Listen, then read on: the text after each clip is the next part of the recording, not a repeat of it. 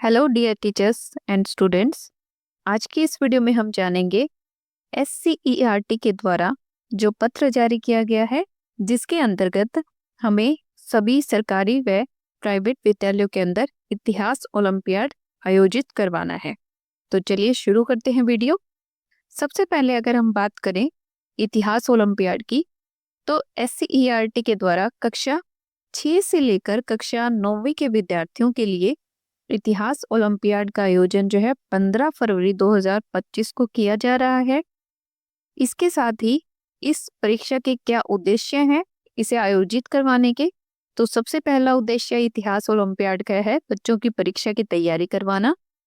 दूसरा, सभी छात्रों में भारतीय इतिहास के प्रति रुचि उत्पन्न करना।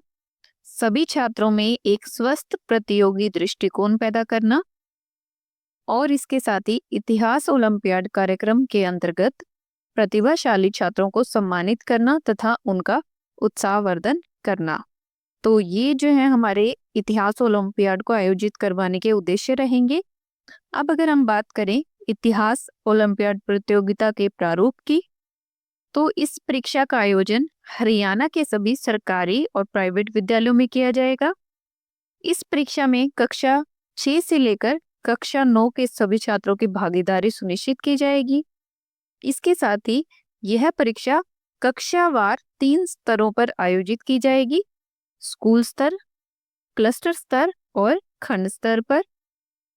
यानी कि कक्षावार का मतलब है कक्षा 6 के विद्यार्थियों के लिए परीक्षा अलग से रहेगी उनके सिलेबस के अकॉर्डिंग, कक्षा 7वीं के विद्यार्थियों के लिए उनके सिलेबस के अकॉर्डिंग, कक्षा 8 के लिए उनके सिलेबस के अकॉर्डिंग और कक्षा 9वीं के विद्यार्थियों के लिए उनके सिलेबस के अकॉर्डिंग इस प्रतियोगिता का आयोजन किया जाएगा। इसके साथ ही जो स्कूल स्तर पर परीक्षा ली जाएगी उसके अंदर 50 बहुविकल्पीय यानी कि मल्टीपल चॉइस क्वेश्चंस दिए जाएंगे और जो इस क्वेश्चन के लिए पेपर के लिए जो टाइम रहेगा वो रहेगा 45 मिनट्स का।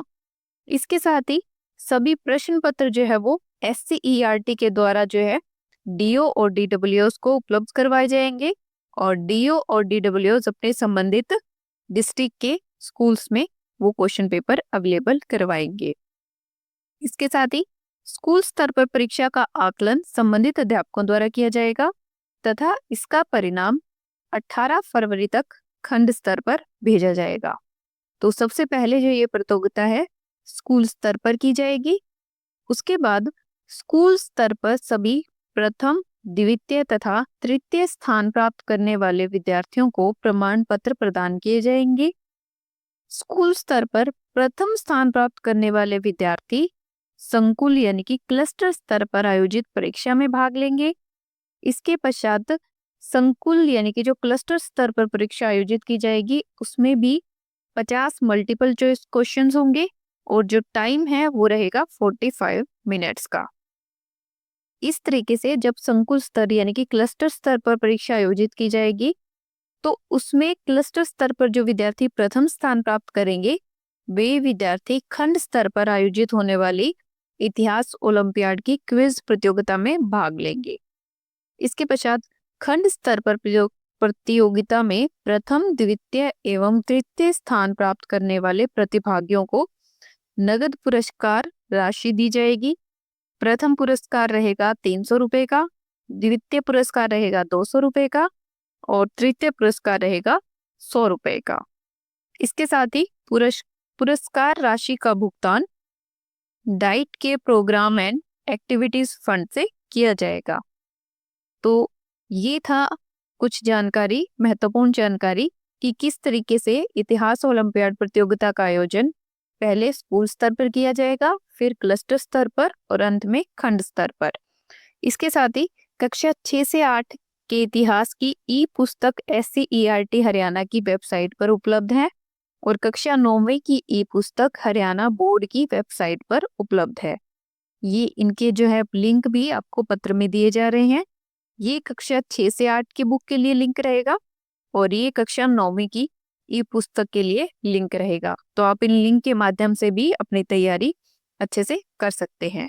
तो सभी विद्यार्थी अच्छे से अपनी तैयारी करें और प्रतियोगिता के अंदर भाग लें। और सभी स्कूल मुखिया व अध्यापक से निवेदन है कि आप अपने अपने संबंधित विद्यालय में प्रतियोगिता का आयोजन 15 फरवरी को करवाना सुनिश्चित करें। तो ये थी आज की वीडियो इतिहास ओलंपियाड के आयोजन के बारे में।